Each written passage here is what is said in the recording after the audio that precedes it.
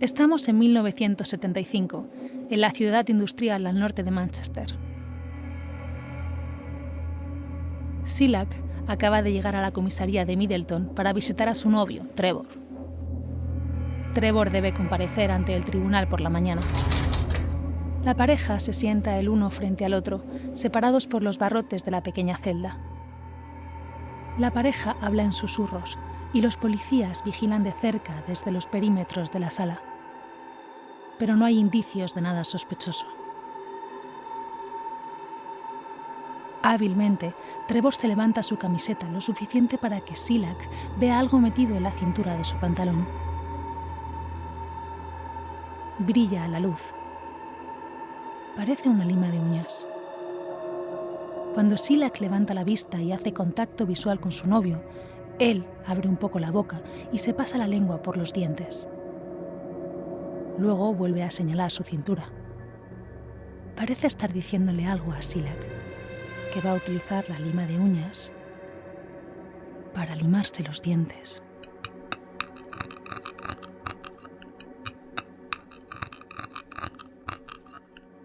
Esta extraña escena puede parecer parte de una obra de ficción o tal vez el comienzo de una película de Hollywood, y es una historia que desafía la creencia.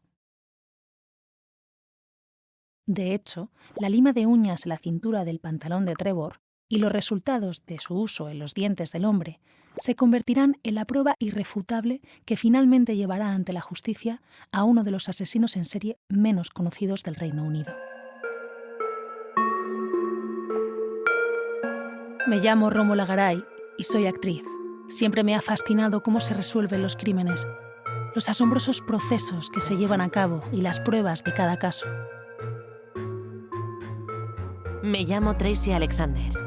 Soy la directora de la Academia Británica de Ciencias Forenses. He pasado años imaginando estos procesos, buscando pistas. He dedicado mi carrera a utilizar la ciencia para ayudar a la justicia. Mi trabajo ha logrado que cientos de delincuentes hayan ido a prisión y que los condenados injustamente hayan quedado en libertad. Juntas vamos a destapar algunos de los casos más extraordinarios de todo el mundo. Descubriremos cómo, con la ayuda de la ciencia, elementos de la vida cotidiana se han convertido en la clave para atrapar a un asesino. Desde What's the Story Sounds, esto es Smoking Gun. Episodio 7. La lima de uñas.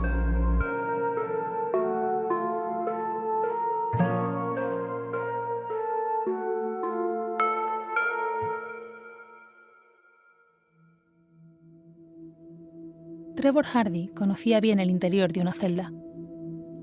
Estaba familiarizado con la ley desde que era un niño, creciendo en la zona semirural de Moston, a las afueras de Manchester. Problemático en el colegio, Trevor pasó cada vez más tiempo castigado. A veces incluso lo enviaban una temporada a un colegio disciplinario especial. Su familia, su padre conservador y su madre trabajadora, no sabían cómo manejar a su hijo, que cada vez estaba más descarriado. Estaban avergonzados por la cantidad de problemas en los que se metía Trevor y preferían pasar por alto su comportamiento y hacer como si no pasara nada. Al hermano de Trevor, Colin, también lo metieron en el mismo saco, algo que más tarde declaró que arruinó su vida. Era la década de 1960, una época vibrante en la que en todo el Reino Unido había una nueva libertad, un mundo de amor libre y nuevas oportunidades. Pero la libertad era lo único que a Trevor le costaba mantener. Trevor era un verdadero delincuente juvenil. Tan pronto como su edad alcanzó las 2 cifras, tuvo innumerables incidentes por robo y allanamiento de morada a su nombre. Su inclinación era robar dinero en efectivo en lugar de joyas y otros objetos de valor. Incluso a una edad tan temprana era lo suficientemente inteligente como para evitar robar objetos que pudieran ser identificados por la policía. En los años 60, en los suburbios de Manchester, había un gran sentimiento de comunidad, con hogares que dejaban las puertas abiertas porque los vecinos se cuidaban unos a otros. Pero cada vez que Trevor estaba en el barrio, y no en un centro de detención juvenil, todos cerraban sus puertas con llave. A los 15 años, Trevor fue a la cárcel durante 12 meses por una serie de más de 20 robos en Moston. Él era su propia ola criminal y se convirtió en el recluso más joven de Strangeways, la infame prisión de la ciudad. A pesar de su corta edad, Trevor se estaba convirtiendo en un auténtico peligro para la población. Y en lugar de llevarlo por el buen camino, sus periodos en prisión solo parecían exacerbar sus comportamientos destructivos y peligrosos. A los 20 años, Trevor había entrado y salido de innumerables instituciones correccionales. En el vecindario, todos le evitaban. La gente se cruzaba de acera al verle. Y se le prohibió la entrada a la mayoría de pubs y bares locales. Cuando Trevor estaba cerca, siempre surgían problemas. Y a pesar de su complexión delgada y de medir 1,70, la violencia siempre le acababa encontrando. En un incidente, apuñaló a un hombre en la pierna después de una pelea en un pub, casi cortando la arteria femoral del hombre. En otro, Trevor golpeó a un hombre en la cabeza con un hacha por una discusión sobre la cuenta. Ese hombre nunca más volvió a trabajar. A Trevor lo enviaron a prisión por ese arrebato, saliendo de la prisión de Albany en la isla de Wright el 18 de noviembre de 1974, solo 5 años después. No cabía ninguna duda de que esa temporada en la prisión hubiera enderezado a Trevor. De hecho, durante su estancia, Trevor había perdido el tiempo cavilando sobre la venganza que pretendía cobrarse de 2 personas específicas. El primero fue su viejo amigo Stanley O'Brien, de quien sospechaba que lo había delatado a la policía. Y la segunda era Beverly Driver, de 14 años. Beverly había sido su novia, pero mientras Hardy estaba en la cárcel, conoció a un chico de su misma edad y empezó a salir con él. Trevor no podía soportarlo, y poco después de salir por las puertas de la prisión, fue directamente a la casa de los padres de Beverly y lanzó un hacha a través de la ventana. Le hizo sentir bien, pero no lo suficiente para calmar su ira. Aunque, mientras caminaba a casa desde la casa de Driver, vio algo que lo conseguiría. Janet Leslie Stewart tenía 15 años, aunque parecía mucho mayor. Vivía en Harpeth Hay, Manchester, y era alta y guapa.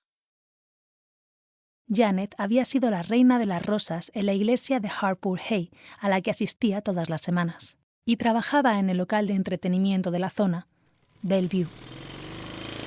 En la víspera de Año Nuevo de 1974, Janet se dirigía a una fiesta de amigos a la que nunca llegó. Aparentemente, se desvaneció en el aire, y sus padres, desesperados, denunciaron su desaparición. Nadie lo sabía, pero Janet se había topado con el maníaco Trevor Hardy, que había estado vagando por las calles en la oscuridad. Si bien nadie sabe exactamente qué intercambio tuvo lugar, lo que sí sabe la policía, los expertos forenses y los patólogos es que le clavó un cuchillo en el cuello a Leslie y se desplomó en el suelo, donde pronto murió desangrada en el frío pavimento. Más tarde fue enterrada en una tumba poco profunda a unos 5 kilómetros en Newton Heath, al norte de Manchester. Aunque pasaría mucho tiempo antes de que alguien supiera el paradero de Janet. Los crímenes de Trevor habían dado un giro impensable. Sus intereses ya no se centraban en dinero ni peleas de bar. Lo que ahora ansiaba era mucho más siniestro. En ese momento, Trevor tenía casi 30 años y muchos de sus compañeros y conocidos se estaban asentando. Y para sorpresa de todos, parecía que Trevor podría haber encontrado el amor en una mujer local, Silac Farrow. Después de conocerse una noche en un pub, inmediatamente se cayeron bien y rápidamente se convirtieron en amantes. Silac era mayor que Trevor, pero eso no pareció interponerse en su camino. Se mudaron juntos rápidamente, viviendo en varios pisos en Boston. Pero la relación, aunque aparentemente estable, no frenó el apetito que había comenzado con Janet Leslie Stewart. Y pronto, Boston tendría mucho más de lo que preocuparse que de cerrar las puertas con llave. Es el 18 de julio de 1975 y un hombre camina por la calle Lightbone pasando por delante de una construcción. Era una completa monstruosidad, pensó para sí mismo. En medio de los escombros y montones de piedras, el hombre observó un pedazo de cartón desechado. Y entonces se detuvo. Asomando por debajo del cartón, vio 2 piernas largas y pálidas. Len Starkey fue el primer agente de policía en llegar a la escena. Rápidamente descubrió que las piernas pertenecían a una mujer joven. Una mujer que estaba acostada boca arriba, con los brazos extendidos. Estaba semidesnuda. Le habían mutilado el rostro, aplastado repetidamente con una losa de hormigón. Y, aún más horrible, tenía marcas de mordeduras por todo el torso. Le habían arrancado un pezón. Y, bajo sus párpados de espesas pestañas, le faltaban los ojos. La policía pronto se cercioró de que esta joven no había sido agredida sexualmente. El crimen, al parecer, fue una muestra de pura violencia. Si bien Manchester es una ciudad muy grande, no pasó mucho tiempo antes de que se identificara a la misteriosa víctima. Había llegado un informe de una mujer que había desaparecido la noche anterior. Los investigadores acertaron suponiendo que el cuerpo debajo del cartón y escombros sería suyo. La víctima era Wanda Scala, de 17 años. Trabajaba en un pub local y después de una partida de billar alrededor de la medianoche había salido del pub camino a casa. Asumiendo que habían atacado a Wanda en el mismo lugar donde se descubrió su cuerpo, estaba a tan solo 350 metros de su casa. La policía de Manchester pasó a la acción. Acordonaron la escena mientras recuperaban el cuerpo de Wanda y lo llevaban a la morgue. Y mientras tanto, se llevó a cabo una búsqueda minuciosa en busca de pistas sobre la identidad del asesino de Wanda. No hubo pista ni testigos de este horrible asesinato. Y se hizo un llamamiento público para que hablara cualquier persona con información, ya que se empezó a conocer la historia por toda la ciudad a través de varios medios de comunicación y, por supuesto, a través de espeluznantes rumores. 2 días después, un agente que revisó la escena vio un par de zapatos tirados en una esquina del sitio de construcción. Zapatos que no estaban allí durante la minuciosa búsqueda. El agente los examinó. Coincidían con la descripción de los que Wanda llevaba puestos. Parecía que alguien los había vuelto a poner donde se había encontrado el cuerpo de Wanda después del suceso. Tenía sentido que quien lo hizo sabía sobre el asesinato de Wanda y muy probablemente fuera el asesino. ¿Estaba atormentado por la culpa? ¿O se estaba burlando de la policía? Mientras tanto, Trevor se dejaba ver por la zona con normalidad, paseando, burlándose y bebiendo. Los vecinos todavía lo temían y lo evitaban, pero ninguno de ellos lo relacionó con el asesinato. Colin Hardy estaba de visita sorpresa en la casa de sus padres cuando se topó con su hermano mayor, Trevor. Colin solía evitar a su hermano a toda costa. Era impredecible y amenazante. Alguien de quien mantenerse bien alejado a pesar de ser parte de su familia. Pero esa noche, Trevor insistió en que los dos fueran a tomar una copa juntos. Cogieron el autobús 80 a Middleton y fueron al pub Albion a tomar una cerveza. Colin no quería estar allí, solo necesitaba encontrar el momento adecuado para irse sin enfadar a Trevor. Trevor se estaba comportando de manera más extraña que de costumbre, lo que hizo las cosas aún más difíciles.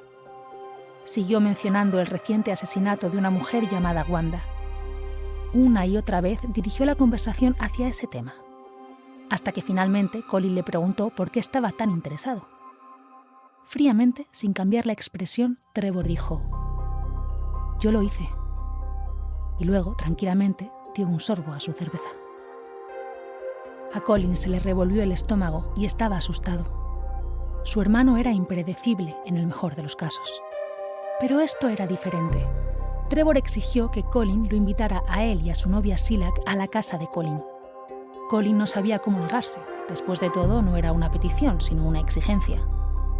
A medida que avanzaba la noche y el alcohol hacía efecto, como era de esperar, la velada terminó en una pelea. Una pelea que surgió de la nada, pero en la que Trevor mostró tal rabia que Colin terminó cubierto en sangre e inconsciente, tirado al pie de las escaleras. Trevor estaba fuera de sí. Había que detenerle. Así que al día siguiente, con golpes y moratones, Colin se dirigió a la comisaría de policía de Manchester y denunció lo que su hermano había dicho sobre Wanda. La policía, que reconoció a Colin y se fijó en su estado, se mostró cautelosa. Pero sin embargo, la información sobre el asesinato de Wanda había que tomársela en serio. Trevor fue arrestado ese mismo día. Lo llevaron a la comisaría y lo interrogaron durante horas. Estaban ante un delincuente violento. Sin duda cumplía con los requisitos. Y para colmo, se lo había confesado a su hermano. Pero la policía necesitaba pruebas contundentes para respaldar las alegaciones de Colin y no se había encontrado nada en la escena del crimen que vinculara el asesinato con Trevor. Era el comienzo de los exámenes forenses, por lo que no había nada como las pruebas de ADN en las que confiar, pero tenían una marca de mordedura que había dejado surcos distintivos en el cuerpo de Wanda. La odontología forense es el manejo, examen y evaluación de las pruebas dentales, las cuales pueden ser presentadas en interés de la justicia o para la identificación de un cadáver. Los forenses tomaron una fotografía de la marca de la mordedura en el pecho de Wanda, formando un modelo de los dientes utilizados para causar tal lesión. Podrían hacer coincidir la impresión con cualquier sospechoso, con marcas de mordeduras individuales y alineación de dientes casi tan únicos como las huellas dactilares. Pero si bien esta técnica era algo que la policía podía usar en su beneficio, también era un área de la ciencia forense con la que Trevor Hardy estaba familiarizado. Le había dicho a su novia, Silag, que llevara una lima de uñas a la comisaría de policía mientras lo interrogaban. Y usando esa lima de uñas, se puso manos a la obra, limando parte de sus dientes para cambiar la forma y el tamaño de la mordida. Cuando los agentes fueron a tomar una muestra de la boca de Trevor, esta no coincidía con la marca de mordedura en el cuerpo de Wanda. Los dientes de su boca estaban muy gastados. No eran los del hombre que había causado esa herida a la víctima.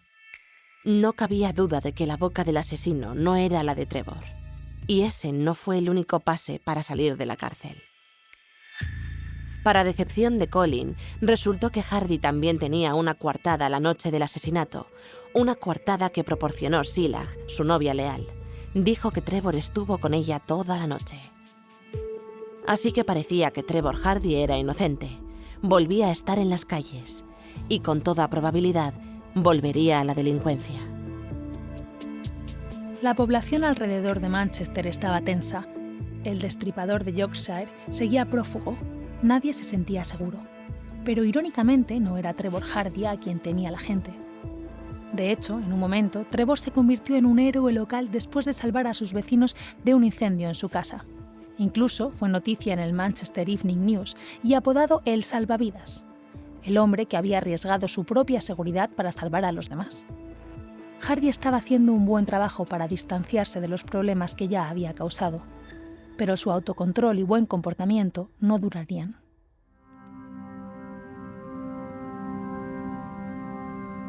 En marzo de 1976, 6 meses después de la muerte de Wanda, Sharon Mossoff de Failsworth se dirigía a una fiesta de trabajo cerca de Bolton.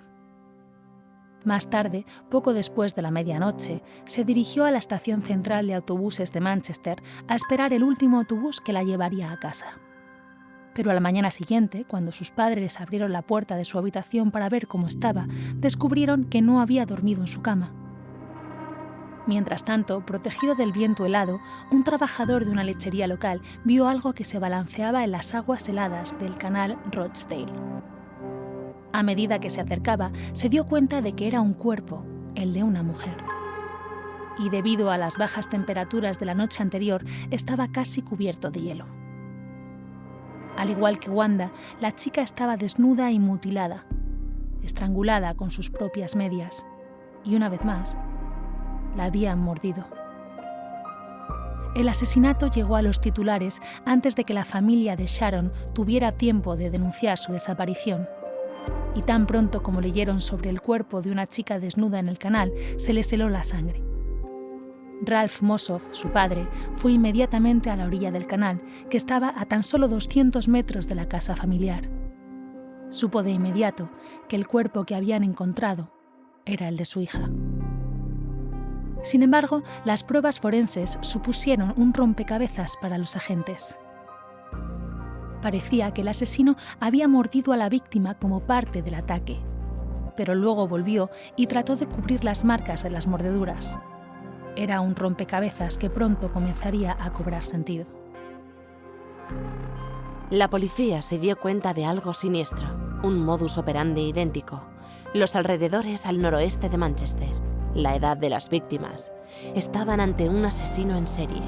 Y no pasó mucho tiempo hasta que los periodistas locales llegaron a la misma conclusión y comenzaron a publicarlo en la prensa. Pero había algo que inquietaba a los agentes. Si bien parecía obra de un asesino en serie, las marcas de las mordeduras en los cuerpos eran diferentes. ¿Significaba eso que había dos asesinos sueltos? La ola de pánico que sintieron los ciudadanos alcanzó un punto álgido. Y durante las siguientes semanas se detuvieron e interrogaron a 23.000 personas. A cualquiera que pareciera sospechoso. Cualquiera que deambulara después del anochecer. Barrios como el de Moston y Blackley estaban aterrorizados. Las mujeres locales se resistían a salir solas después del anochecer. Pero aún así, Trevor Hardy siguió con sus actividades como siempre.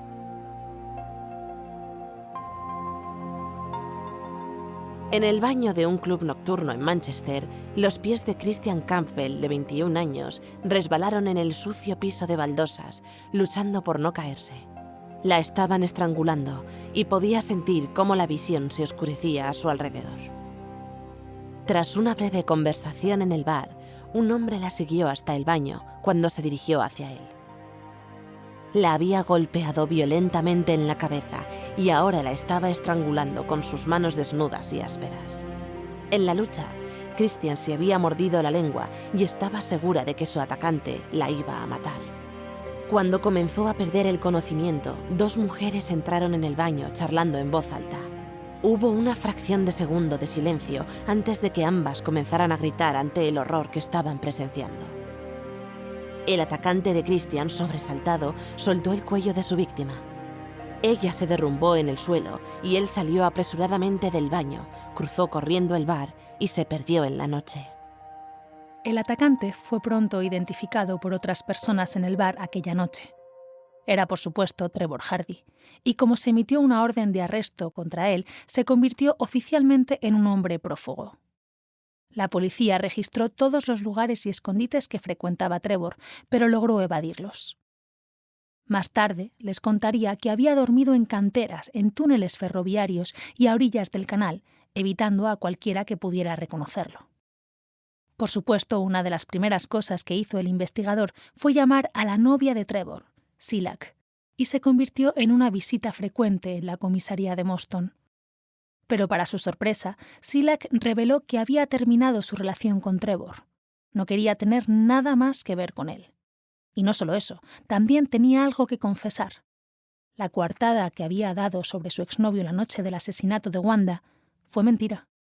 Confirmando lo que sospechaban desde hacía tiempo, pero que no había podido demostrar, la policía ahora buscaba a Hardy como el sospechoso número 1 de los asesinatos de Wanda Scala y Sharon Mossoff, así como del ataque a Christina Campbell. Y a pesar de las quejas de Silac, la policía no estaba convencida de que hubiera roto por completo los lazos con Hardy. Vigilándola muy de cerca, los agentes siguieron a Silac una noche cuando salía de su casa. Fue a una casa en Stockport, un barrio de Manchester, y efectivamente, escondido en esa casa, estaba Trevor Hardy. Es agosto de 1976. Ya bajo custodia y entre rejas, Hardy confesó los asesinatos de Wanda y Sharon. Pero, en un giro dramático de la historia, también confesó otro crimen. El asesinato de Janet Leslie Stewart, de 15 años, en ese momento solo conocida por la policía como una persona desaparecida. Hardy le dijo a la policía que 21 meses antes apuñaló a Janet en la garganta y la enterró en una tumba poco profunda en la granja abandonada de Newton Heath, a tan solo 2 kilómetros de su casa. Se ofreció a llevarlos al lugar donde se encontraba la tumba, a pesar de sus previos intentos de asegurarse de que nunca la descubrieran.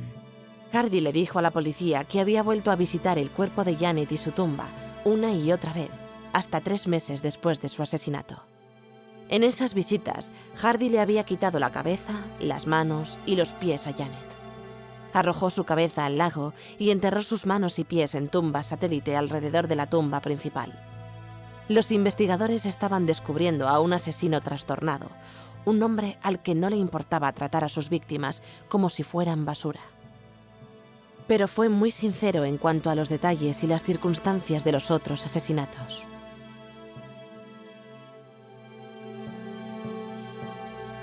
Hardy le dijo a la policía que el asesinato de Wanda Scala había sido un accidente. Al principio no tenía la intención de matarla, y luego Sharon se había interpuesto en el camino de Hardy cuando intentaba robar una ferretería. En un arrebato, Hardy reveló que le había quitado el anillo que llevaba Janet y se lo había dado a otra chica como muestra de su amor. También había guardado como trofeos la ropa manchada de sangre y el bolso de Scala. Trevor admitió que su fetiche por morder tanto a Sharon como a Wanda tenía una motivación sexual. Pero en el caso de Sharon, después de cometer el crimen y abandonar la escena, se dio cuenta de que las mordeduras unirían ambos ataques. Sus dientes recién limados coincidirían con los de su víctima, y no había manera de que pudiera cambiar de nuevo la forma de su mordida. Así que en la oscuridad de la noche, Hardy volvió al canal y se sumergió en las aguas turbias y congeladas. Con un remache de metal, intentó mutilar aún más el cuerpo de Sharon, con la esperanza de que los patólogos no pudieran identificar el pezón que faltaba debajo de la herida que le había provocado en el pecho. Fue una revelación horrible. Los agentes estaban horrorizados, pero estas confesiones significaban que finalmente podían acabar con esta amenaza en las calles para siempre. Trevor Hardy compareció ante el Tribunal de la Corona de Manchester en agosto de 1976. A pesar de su confesión a la policía, justo antes del juicio, Hardy despidió a su abogado y cambió su declaración por homicidio involuntario. Ahora afirmaba que una enfermedad mental lo había llevado a cometer los crímenes, insistiendo en que estaba loco y que no podían considerarle responsable de sus acciones. Los 12 miembros del jurado escucharon minuciosamente cada caso. Fueron días y días de presentar pruebas. Y escucharon todo sobre cómo Hardy había introducido a escondidas una lima de uñas en su celda durante el tiempo que estuvo dentro por un delito menor. Cómo se había limado los dientes, un proceso agonizante, para evitar que lo relacionaran con el asesinato de Wanda. El guardia de la prisión, que encontró y confiscó el objeto de su celda, no tenía ni idea de la verdadera naturaleza de su uso, pero sin darse cuenta había descubierto la prueba irrefutable que relacionaba los crímenes con Hardy. Silak testificó que también había visto la lima de uñas y contó el momento en que Trevor se la enseñó escondida en su cintura y se pasó la lengua por los dientes, que luego limaría hasta transformarlos. El jurado escuchó todas las pruebas y no tardaron mucho tiempo en llegar a una conclusión. Culpable de los 3 cargos de asesinato.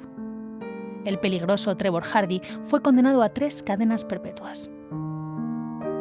El 23 de febrero de 2008, el periódico británico The Times reveló que Hardy era uno de los 50 presos en Gran Bretaña a los que se les había impuesto una cadena perpetua y era poco probable que volviera a las calles. La cadena perpetua fue confirmada un poco más tarde ese mismo año por el Tribunal Superior, alegando que a ese hombre peligroso no se le permitiría volver a las calles. Aunque, al final, la cadena perpetua de Hardy no sirvió de nada. El entonces hombre de 67 años se derrumbó en su celda el 23 de septiembre de 2012 tras sufrir un infarto. Murió en el hospital 2 días después. Ralph, el padre de Sharon Mossoff, le dijo al Manchester Evening Post: «Mi familia y yo pensamos que esto es lo mejor que nos ha pasado. Es como ganar la lotería. Hemos hecho una gran fiesta para celebrar su muerte. Nos sentimos como si nos hubieran quitado un gran peso de encima, sabiendo que no puede salir y que no le hará nada a nadie más. Sabíamos que estaba encerrado, pero no se te olvida algo así. Lo que hizo fue un asesinato a sangre fría. Era un animal».